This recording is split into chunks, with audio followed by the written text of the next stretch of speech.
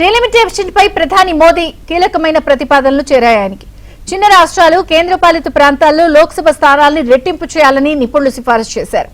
మరి కేంద్ర ప్రభుత్వం ఏం చేయబోతోంది?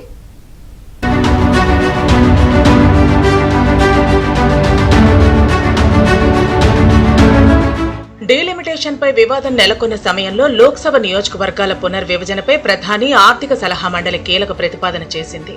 చిన్న రాష్ట్రాలు కేంద్రపాలిత ప్రాంతాల్లో లోక్సభ స్థానాలను రెట్టింపు చేయాలని సిఫారసు చేసింది.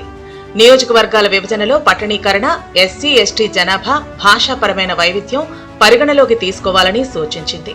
కేవలం జనాభానే కాకుండా బహుళ అంశాల ఆధారంగా విభజన చేపట్టాలని కూడా ప్రతిపాదించింది. ఈ ప్రతిపాదన అమలైతే లోక్సభ స్థానాలు 543 నుంచి 824కు పెరగనున్నాయి.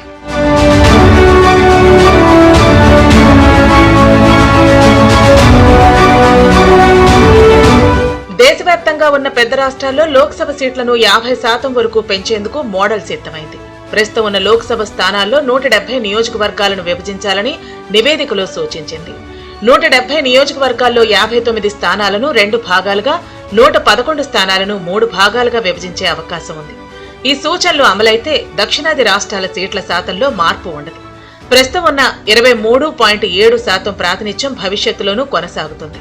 కొత్త ప్రతిపాదనల ప్రకారం ఏపీ, తెలంగాణ సహా దక్షిణాది రాష్ట్రాల్లో ఎంపీ సీట్లు గణనీయంగా పెరగనున్నాయి.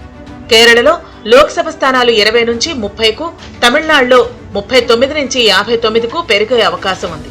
ఇదే సమయంలో ఉత్తరప్రదేశ్లో 80గా ఉన్న లోక్సభ స్థానాలు 120కు పెరిగే అవకాశం ఉంది. చిన్న నియోజకవర్గాల ఏర్పాటుతో 2.3% వరకు ఓటింగ్ శాతం పెరిగే అవకాశం ఉంది.